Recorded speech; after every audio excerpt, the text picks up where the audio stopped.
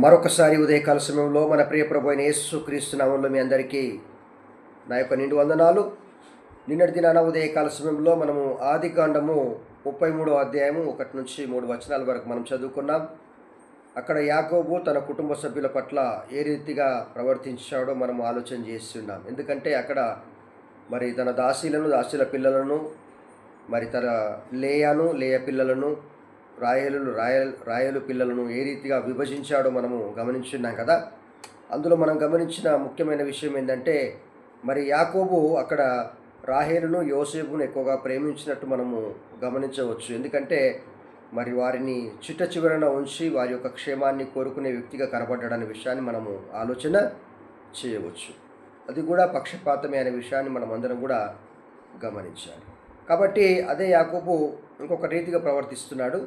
అందుకు గాను అక్కడ కూడా కుటుంబం విడిపోయింది అనే విషయాన్ని మనం అందరం కూడా గమనించాలి. ఆదికాండము 37వ అధ్యాయము 2 నుంచి కొన్ని మాటలు చదువుతాను, ఆలకించండి. ఇక్కడ 2వ వచనంలో రాయబడిన మాట, యాకోబు వంశావళి ఇది.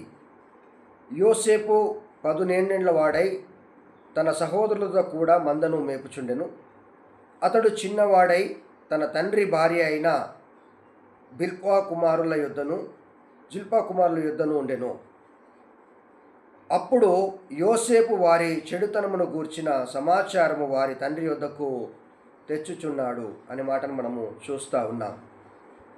ఇక్కడ యాకోబుకు మరి భార్యలు ఉన్నట్టు మనం చూస్తూ ఉన్నాం. అంటే ఒక భార్య కాదు, 2-3 భార్యలు ఉన్నట్టు మనం అక్కడ చూస్తూ ఉన్నాం. అయితే ఇక్కడ యాకోబు విషయంలో మనం గమనించాల్సింది ఏంటంటే, యాకోబు చిన్న కుమారుడైన యోసేపు, మనం ఇదివరకు కూడా ఆదికాండం 33వ అధ్యాయంలో మనం ఆలోచన చేస్తున్నాం కదా, యాకోబు యోసేపును ఎక్కువగా ప్రేమించాడని. ఇక్కడ కూడా అదే విషయము కనబడతా ఉంది. చూడండి, యోసేపు తన అన్నలైన వారి దగ్గర మందను మేపడానికి ఉన్నాడు. వారి యొక్క చెడుతనమును గూర్చి తండ్రి వద్దకు సమాచారము తీసుకొచ్చే వ్యక్తిగా ఉన్నాడనే విషయాన్ని మనం అందరం కూడా గమనించాలి. 3వ వచనంలో రాయబడిన మాట, మరియు యోసేపు ఇశ్రాయేలీయుల వృద్ధాప్యమందు పుట్టిన కుమారుడు గనక తన కుమారులందరికంటే ఎక్కువగా అతన్ని ప్రేమించి అతని కొరకు విచిత్రమైన నిలువుటంగి ఒకటి కుట్టించెను. చూడండి, ఇక్కడ అన్నదమ్ములు విడిపోవడానికి గల కారణము ఇంకొక విషయం అనే విషయాన్ని మనం అందరం కూడా గమనించాలి. అంతవరకు అన్నదమ్ములు కలిసే ఉన్నారు. చిన్నపాటి విభేదాలు ఉండిండొచ్చు, కానీ విడిపోయేంత, చంపుకునేంత మాత్రము అక్కడ లేదనే విషయాన్ని మనం అందరం కూడా గమనించాలి.